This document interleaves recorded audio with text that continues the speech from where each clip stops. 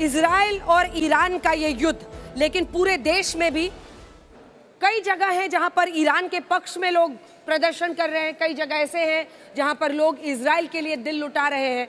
तो देश में जब इस तरह की बहस छिड़ी है और जब डर ये है कि अगर विश्व में खेमेबाजी हो रही है तो ये न जाने किन किन देशों के दरवाजे तक, दीवारों तक ये जंग पहुंच जाए। नमस्कार, आदाब, स्वागत है आपका यूट्यूब चैनल पर मेरे। आज की सबसे बड़ी जो खबर है वो मिडिल ईस्ट से आग लगी हुई है और इस आग की चिंगारी सिर्फ 3 देशों तक सीमित नहीं है। आज अंजना ओम कश्यप ने जो बात कही वो सिर्फ एक बयान नहीं बल्कि एक चेतावनी भी है। उन्होंने साफ शब्दों में कहा, अगर ये युद्ध लंबा खिंच गया तो सिर्फ ईरान, इजराइल और यूनाइटेड स्टेट तक नहीं रहेगा बल्कि पूरी दुनिया इसकी चपेट में आ सकती है।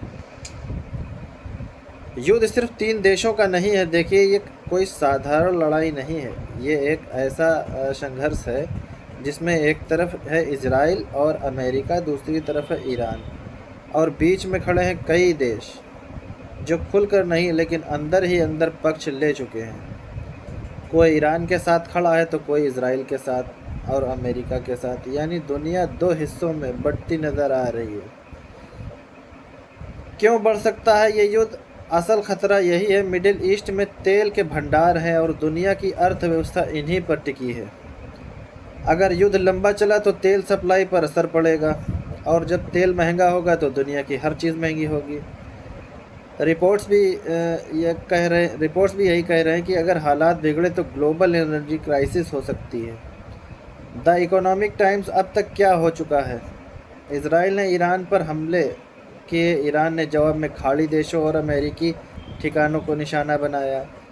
कई देशों में दहशत का माहौल भी है, यहाँ तक कि तेल और गैस के बड़े ठिकानों पर हमले से पूरी दुनिया हिल गई है। द गार्डियन की खबर के अनुसार सबसे बड़ा डर जो वर्ल्ड वार जैसा माहौल। अगर ये लड़ाई लंबी चली तो सऊदी अरब, यूएई जैसे देश सीधे शामिल हो सकते हैं। रूस और चीन जैसे बड़े देश भी एंट्री ले सकते हैं और फिर ये एक रीजनल वॉर नहीं बल्कि ग्लोबल वॉर माना जाएगा। यही वो पॉइंट है जिस पर अंजना ओम कश्यप ने चेतावनी दी। दुनिया क्यों बटी हुई है? इसका कारण यह भी है, धर्म, राजनीति, तेल और ताकत। कुछ देश ईरान को प्रतिरोध की ताकत मानते हैं तो कुछ उसे खतरा मानते हैं। भारत का इसमें जो रोल है वो भारत जैसे देश सबसे ज़्यादा चिंता में है, क्योंकि हमारा देश जो तेल आयात पर निर्भर रहता है और युद्ध से सीधा असर आम आदमी की जेब पर पड़ेगा। खुद मोदी सरकार ने भी कहा है कि अगर युद्ध लंबा चला तो गंभीर समस्याएं खड़ी हो सकती हैं।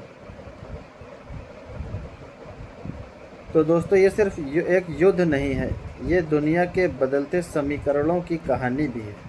अगर ये जल्दी ख़त्म नहीं हुआ तो आने वाले समय में महंगाई बढ़ेगी, देशों के रिश्ते बदलेंगे और शायद दुनिया एक नए संघर्ष की ओर बढ़े।